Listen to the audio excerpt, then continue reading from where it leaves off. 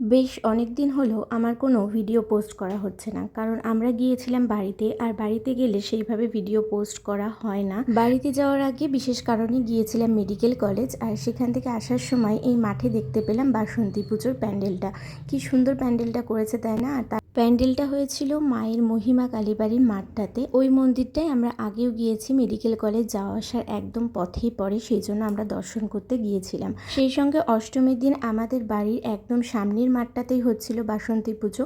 যদিও আগের বছরও হয়েছিল, তবে আমরা তখন একটু দূরে ভাড়া থাকতাম, সেই জন্য আর পুজো দেওয়া হয়নি। তবে এবছর যেহেতু কাছে চলে এসেছি ভাড়া, আর আমাদের বাড়ির সামনেই পুজোটা হচ্ছিল, সেই জন্য ভাবলাম অষ্টমীর অঞ্জলিটা দিয়েই আসি। পুজোর জন্য ফল, মিষ্টি, আলতা, সিঁদুর এই সমস্ত কিছু আগেই দীপ্ত পৌঁছে দিয়ে এসেছিলো, আমরা পরেই গিয়ে অঞ্জলিটা দিয়েছিলাম।